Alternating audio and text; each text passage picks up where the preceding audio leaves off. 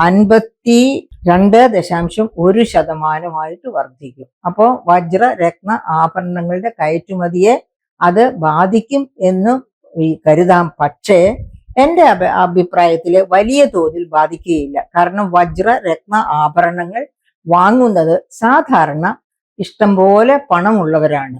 അത് അങ്ങനെ വാങ്ങുന്നവര് തീർച്ചയായിട്ടും ഇന്ത്യൻ ഉൽപ്പന്നങ്ങളോട് ഒരു മമത കാണും. എന്തുകൊണ്ടാണ് മമത ഉണ്ടാകാൻ? ഇന്ത്യയോടുള്ള മമതയല്ല, ആ ഉൽപ്പന്നങ്ങളുടെ ഡിസൈനിലൊക്കെ വരുന്ന മനോഹാരിത.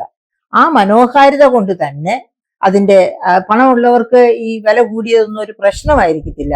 ഇതിന് പകരം വെക്കാൻ കൊള്ളാവുന്ന ഡിസൈൻസ് വേറെ കിട്ടുന്നില്ല എന്നുണ്ടെങ്കിൽ തീർച്ചയായിട്ടും ഇന്ത്യൻ ഡയമണ്ട് ഉൽപ്പന്നങ്ങൾ തന്നെ അവർ വാങ്ങിയിരിക്കും. അപ്പൊ അതിന്റെ ഡിമാൻഡിനെ വലിയ കാര്യമായിട്ട് ബാധിക്കുമെന്ന് എനിക്ക് തോന്നുന്നില്ല. എന്തായാലും ഇതാണ് അവസ്ഥ.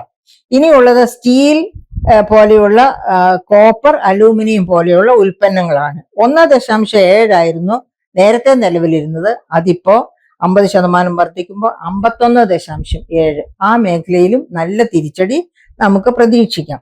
പിന്നെ ഫർണിച്ചർ 2.3% നേരത്തെ നിലവിലിരുന്നത്. അതിപ്പോ 50% വരും, 52.3. അപ്പം ഈ പറയപ്പെട്ട ഈ 50% ചുങ്കം ഏതേത് മേഖലകളിലൊക്കെ ഉൾപ്പെട്ടിട്ടുണ്ടോ ആ മേഖലകളിലൊക്കെ തന്നെ നമുക്ക് തിരിച്ചടി പ്രതീക്ഷിക്കാം. അതിൽ ഒരു പക്ഷേ ഒരു തിരിച്ചടി ഉണ്ടാകാൻ സാധ്യത കുറവുള്ളത് രത്ന വജ്ര ആഭരണങ്ങളുടെ ശ്രേണിയിൽ മാത്രമായിരിക്കുമെന്നാണ് എനിക്ക് തോന്നുന്നത്.